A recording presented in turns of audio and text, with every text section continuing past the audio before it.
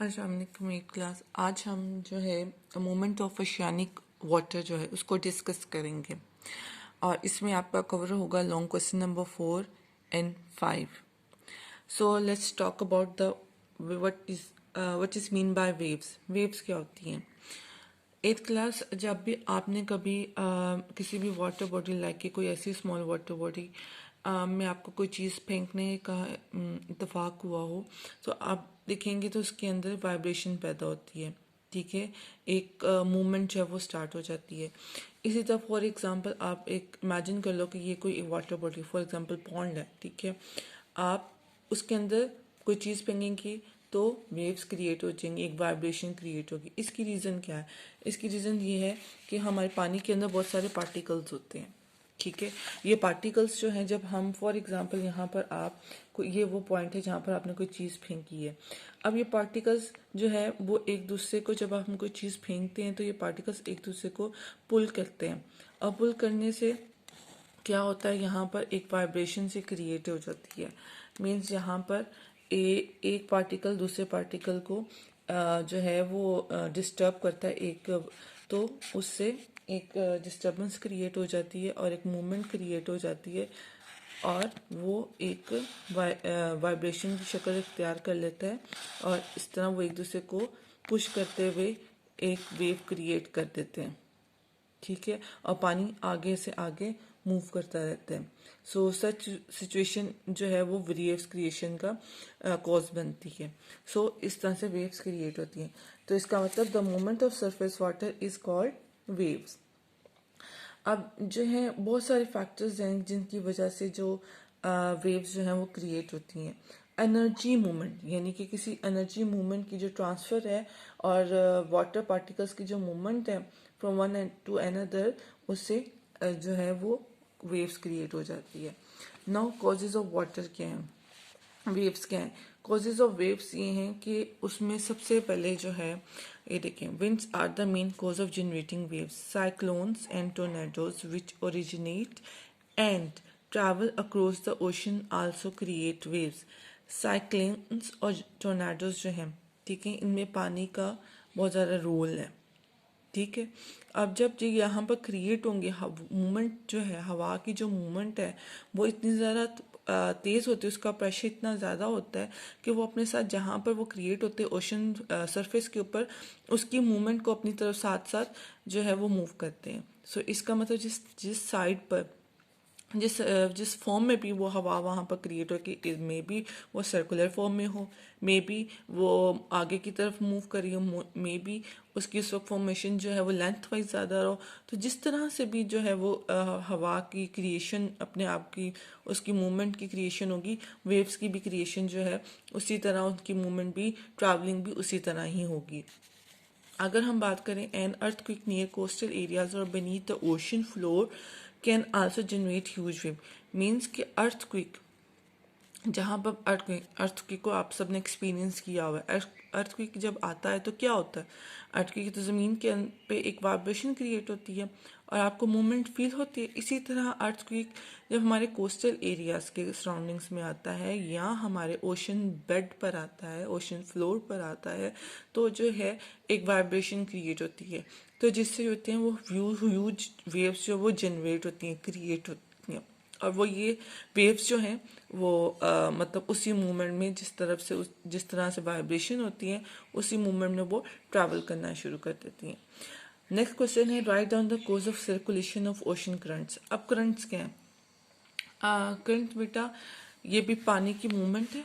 ठीक है, कि पानी जो है वो हमारे ओशन फ्लोर्स पे ओशन सरफेस पे मूव करता रहता है। जिस तरह रिवर फ्लो करता है लैंड पे, सेम इसी तरह जो है हमारा जो ओशन करंट्स हैं वो मूव करती हैं। अब ओशन करंट्स भी एक तरह के रिवर्स ही हैं, लेकिन ये रिवर्स कैसे, जो ओशन के अंदर फ्लो कर रहे हैं। यानी कि आप दूसरे लफ्ज़ में कह सकते हैं कि ओशन जो रिवर्स हैं वो हमारे ओशन के अंदर फ्लो कर रहे हैं और एक तरह और ये जो है डिफरेंट किस्म की वेव्स जो हैं वो प्रोड्यूस कर रहे हैं। अब ओशन फ्रंट जो है जो करंट्स जो हैं उनकी मूवमेंट जो है वो डिफरेंट होती है। ठीक है, कभी वो स्ट्रेट फॉर्म में मूव करें, कभी वो सर्कुलर फॉर्म में मूव करिए, कभी वो जिगजैग फॉर्म में मूव करती है। इसकी बहुत सारी रीजंस हैं। एनी हाउ जो हमने आज यहाँ पर डिस्कस करना है वो यहाँ पर ये डिस्कस करेंगे कि करंट्स हैं क्या, और ये किस तरह चेंज, इनकी डेंसिटी किस तरह क्यों चेंज होती है, और इसकी क्या रीजंस हैं। अच्छा, एक चीज़ आपको बता दूं कि करंट जो हैं वो आपके जो नॉर्दर्न हेमिस्फेयर में है वो है उसमें क्लॉकवाइज चलेंगी, और सदर्न हेमिस्फेयर में जो करंट प्रोड्यूस होती हैं वो एंटी क्लॉकवाइज जो हैं वो चलती हैं। ठीक है। और जब ये करंट्स जो हैं ये एक बहुत बड़ा फिनोमिना क्रिएट करती हैं फॉग का। और क्या होता है, जब वार्म करंट्स जो हैं वो कोल्ड करंट से मिलती हैं तो उससे समटाइम बहुत ज़्यादा फॉग क्रिएट हो जाती है, जो कि हमारी शिपिंग सेलिंग शिप के लिए बहुत ज़्यादा हार्मफुल है। अब कर लेते हैं बात changes in density of sea water. इसमें डेंसिटी सी वाटर की टू रीजन की वजह से चेंज होती है। पहली, difference in temperature and different salinity. ठीक है। सेकंड वजह है flow of winds on sea. ठीक है। विंड्स जो हैं वो हर जगह चलती है, इसी तरह विंड्स जब हमारे ओशंस के ऊपर भी चलती है, उनका जो फ्लो है, उनकी जो डायरेक्शन है वो किस तरह अफेक्ट करती है। देन रोटेशन ऑफ अर्थ जो रोटेट कर रही है, जो सेंटर में इसकी रोटेशन वो ज़्यादा है कंपैरेटिव टू पोलर रीजन्स में। अच्छा, लेकिन हम यहाँ पर आपके बुक में जो है वो हम जस्ट टू को डिस्कस कर रहे हैं। ठीक है। और इसको आप देखते हैं।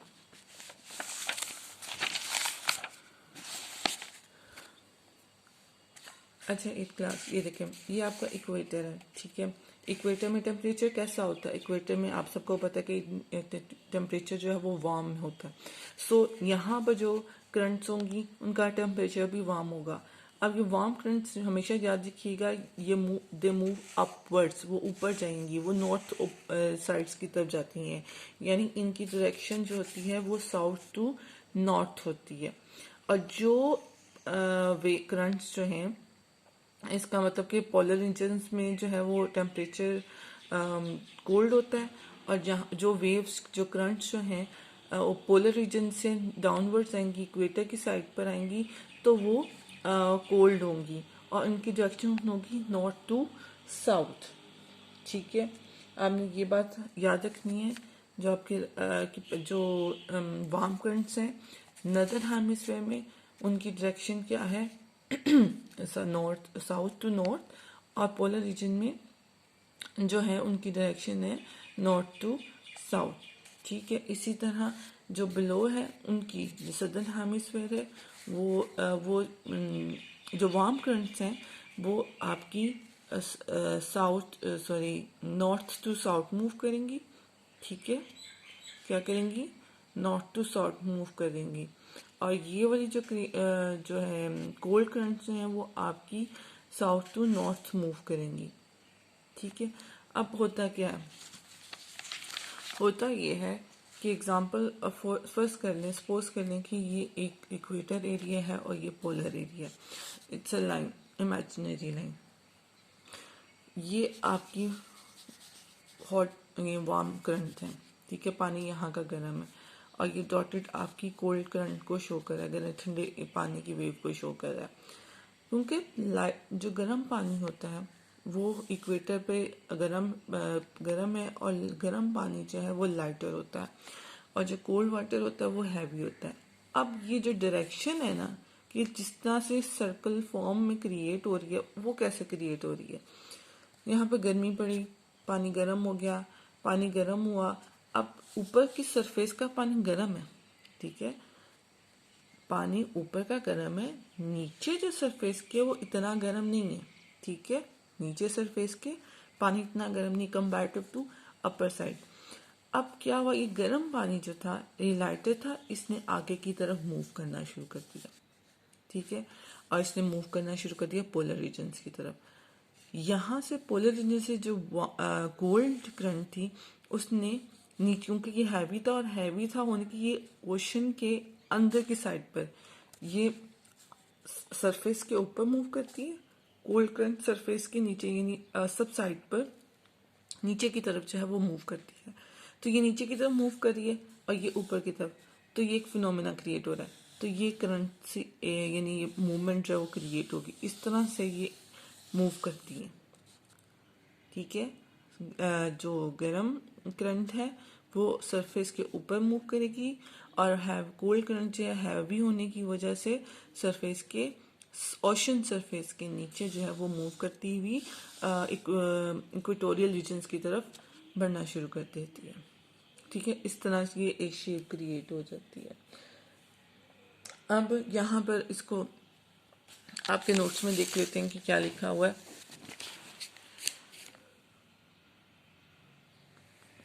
River flow on land similar when the ocean water moves permanently in a specific direction is called current। यानी रिवर की करंट की क्वालिटी ये है कि ये बहुत ज़्यादा वाइड होता है। रिवर इसको another words we can say कि ये एक रिवर है, और ये 1000 to 2000 किलोमीटर तक भी इसकी विड्थ जा सकती है, और ये एक ही डायरेक्शन में परमानेंट चल रही होती है।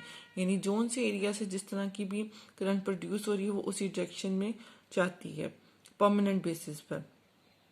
ये नहीं है कि चंद सालों के बाद या कुछ अरसे के बाद जो वो अपनी डायरेक्शन जो है वो चेंज कर ले।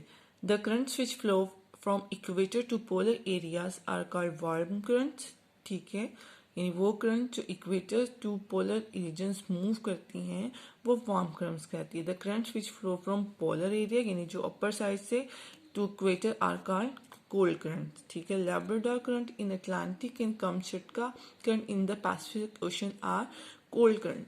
अच्छा, अब इन कोल्ड करंट का हम इनको पढ़ रहे हैं, इनका फ़ायदा कि इसको मतलब ये इतनी इम्पोर्टेंट क्यों है कि ये आपके सब्जेक्ट का पार्ट बन गया। ज़ाहिर है आप फर्दर क्लासेस में जाओगे इसको और मज़ीद डिटेल में डिस्कस करोगे, लेकिन यहाँ पर आपको एक दो बातें बता दूँ कि ये जो करंट्स है ना, अगर कोई ऐसा एरिया है जैसा कि आपका यूरोप का एरिया है, यूरोप का जो एरिया है या जो आपका कॉन्टिनेंट यूरोप है वहाँ पर बहुत सारा, वहाँ पर मोस्टली जो है वो एरिया कोल्ड रीजन का है, लेकिन जब ये वार्म करंट वहाँ से गुजरती है उसके सराउंडिंग में तो यहाँ की हार्बर्स ओपन हो जाती हैं, वहाँ के इलाके का टेम्परेचर को भी कंट्रोल कर लेती हैं। इसका मतलब कि अगर ये एक तरह की ब्लेसिंग है, अगर कोई वार्म करंट वहाँ से गुजरी है और वो एरिया सख्त है, सख्त सर्दी का है, तो वहाँ का टेम्परेचर नॉर्मल हो जाएगा, वहाँ की इकोनॉमिकल एक्टिविटी अच्छी हो जाएगी, वहाँ पर ट्रेडिंग स्टार्ट हो जाएगी, ठीक है।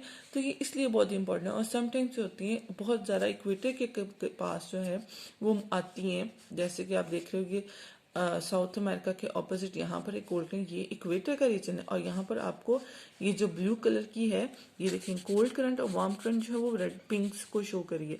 तो ये एरिया इक्वेटर का है और यहाँ पर से गर्मी होगी ओबियसली, तो यहाँ पर जब कोल्ड करंट तो यहाँ का टेम्परेचर जो है वो मॉडरेट हो गया, उसने यहाँ के टेम्परेचर को वेदर को प्रेजेंट कर दिया।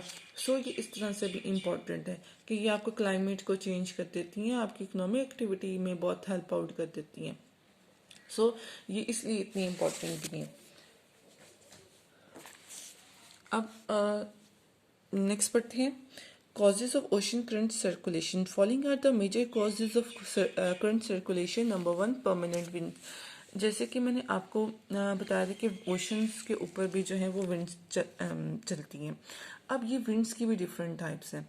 ये परमानेंट विंड्स कहते हैं, ट्रेड विंड्स कहते हैं, वेस्ट विंड्स बोलते हैं, ठीक है। बहुत सारे टाइप्स हैं इसकी विंड्स की भी, लेकिन यहाँ पर जस्ट आपको समझने की जरूरत है the most important cause of current circulation are wind. यानी इनकी जो सर्कुलेशन है, इनकी जो मूवमेंट है वो विंड पे बहुत ज़्यादा डिपेंड करती है। कैसे? Wind force the ocean water to circulate. आपको नज़र आ रहा है? एक मिनट, मुझे लग रहा है क्लियर नज़र नहीं आ रहा, एक मिनट। ओके ना, circulate in the general direction, example trade winds from east to west. यानी जो ट्रेड विंड्स हैं ओशन के ऊपर जो विंड चलती हैं उनमें से एक विंड का नाम है ट्रेड विंड, जो कि ईस्ट टू वेस्ट मूव करती है। और ये अगर ये ईस्ट टू वेस्ट हो तो जहाँ पर इस एरिया में जो उनसी करंट्स प्रोड्यूस हो रही हैं उनकी डायरेक्शन भी ईस्ट टू वर्ड्स होगी, यानी वो ईस्ट से वेस्ट की तरफ जाएंगी। While western winds blow from the west to east, जो वेस्टर्न विंड्स क्रिएट होती हैं ओशन के ऊपर उनकी मूवमेंट वेस्ट टू ईस्ट है, इसलिए जो करंट्स यहाँ पे प्रोड्यूस होंगी वो वेस्ट से ईस्ट की तरफ जाएंगी। So the currents move eastward under trade winds and vice versa under western winds, ठीक है, यानी सिमिलरली, वाइस वर्सा में सिमिलरली। सो क्लियर हो गया कि जोन सी विंड जो है वो वेस्ट साइड पर होगी, ठीक है, तो उसकी मूवमेंट भी वेस्ट से टू ईस्ट होगी, और जिसकी मूवमेंट विंड की डायरेक्शन ईस्ट टू वेस्ट होगी तो करंट की मूवमेंट भी ईस्ट टू वेस्ट होगी। नेक्स्ट है टेम्परेचर ऑफ ओशन करंट। उसको हमने अभी डिटेल में देखा कि जहाँ पर इक्वेटर टेम्परेचर होगा, कोल्ड करंट की जो टेम्परेचर भी वैसा ही होगा। Temperature difference is another cause of current circulation. Warmer water, क्योंकि वार्मर वाटर जो होता है वो लाइट होता है तो वो अपवर्ड्स की तरफ जाता है, और कोल्ड वाटर जो होता है वो हैवी होता है तो it moves downwards. So warmer water of equatorial region move upwards while colder water of polar region sinks downwards due to great density. ठीक है, इसको हमने थ्रू डायग्राम समझ लिया। सैलिनिटी ऑफ ओशन वाटर, आप सबको पता है कि ओशन के पानी में जो है वो सैलिनिटी बहुत ज़्यादा है, नमक बहुत ज़्यादा होता है, इसमें सॉल्ट ज़्यादा होता है। अब इसमें भी वेरिएशन है। वेरिएशन किस तरह से है कि salinity variation also cause the ocean water to circulate. अच्छा जी, मीन्स के सैलिनिटी भी, जो नमक की है वो भी सर्कुलेशन पे अफेक्ट करी। कैसे करी है? The variation of salinity causes water circulation. Water in land seas is more saline than the water of open seas and ocean. Means हमें यहाँ पर ये भी पता चल गया कि जो सलाइन की क्वांटिटी है वो इनलैंड, जो सी लैंड के पास है, जो कोस्टल रीजन्स हैं वहाँ पर सैलिनिटी, सलाइन की क्वांटिटी जो है, नमक की जो क्वांटिटी है वो ज़्यादा है as compared to open oceans में। सो क्या होता है? So more saline water due to is greater density sinks downward. Quantity, नमक की क्वांटिटी, सलाइन की क्वांटिटी, सलाइन की क्वांटिटी ज़्यादा होने की वजह से, हैवी होने की वजह से वो डाउनवर्ड मूव करता है। ठीक है, और जिसमें जहाँ पर क्वांटिटी ऑफ सॉल्ट कम है वो पानी लाइट है, इसलिए वो अपवर्ड मूव करता है। So while less saline water moves upward. Clear? ठीक है, ये हमारा आज जो है वो कवर हो गया आपका लॉन्ग क्वेश्चन नंबर 4 एंड 5। इंशाल्लाह नेक्स्ट वीडियो के साथ हम लॉन्ग क्वेश्चन नंबर 6 को डिस्कस करेंगे। Thank you.